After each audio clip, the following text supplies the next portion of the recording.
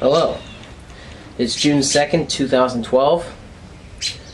It just got done raining this afternoon. It's about time I've made another video. I haven't made one in a while. But don't worry, you got this one. Anyway, let me give you an update on what's been happening. Well, actually I got nothing to talk about right there, because I haven't been doing anything. But main reason, been bad weather. And plus I've had a lot this week. And last week. I've had graduation with my brother. And I've had a couple things to do. Had yard work to do. And why don't I just explain it? And plus I'm going to give you a summer update video. What I'm going to do this summer. Because I have a couple of projects in mind. So why don't I give you them?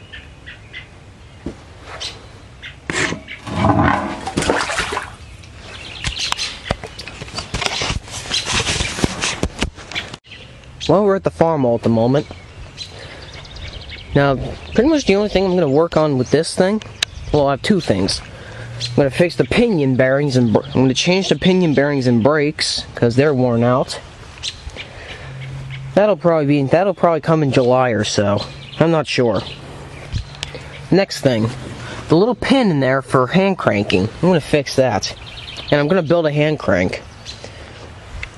Because I'd like to hand crank this tractor. My starter's going bad. I think I've talked about that before.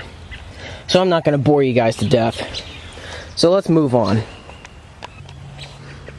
Now that Massey Harris, I got nothing to do with this tractor. Except I need to check my headlights because I got a problem. And that's pretty much it for this thing. I have the plow on it. Here, let me zoom in real quick. Well, now we're at the back of the tractor. Now here's the plow. I plowed my garden the other day. And for some reason I got a problem. But I'll probably explain that elsewhere. Anyway, this thing's running good. So anyway, let's move on. Okay, now the Dynamark. I got a problem with it.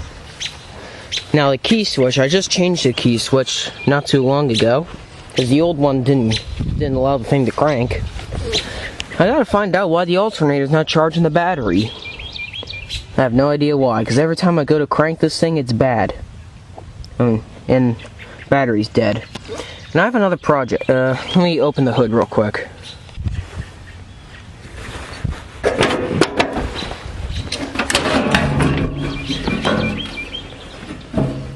Okay, the battery's still in this thing. I forgot about that. And I forgot to put the clapper on, so now there's water in the thing. Anyway, I'm going to convert this thing to have a bigger gas tank and a bigger battery, because I'm kind of getting sick of these lawn and garden batteries. I just bought this battery in May of this year, and it's already bad. That sucks. But on the bright side, this thing is a magneto. I thought it had an electronic ignition system, but it doesn't. That's a good thing. Anyway, I'm going to convert this thing to have probably a gas tank. Not this one. Well, maybe this one, but I don't know. I'm going to put it over here, above the engine, and have this area free for a bigger battery. So I'm getting sick of these lawn and garden batteries. They're pieces of junk. They barely last 2 years before you have to replace them. So I'm going to work on that this summer. Okay, now I have my bulldozer to build. I know I'm going to be building this over the summer. It's going to take more than 1 year to build this thing. But this is my progress on it. I got the subframe partially assembled with engine training and final drive assembly. This thing is really heavy, as what I've discovered. The next thing I'm going to need to do is take this thing apart. Down there, put the seals in. I need to do it on the other side too. And let me show you.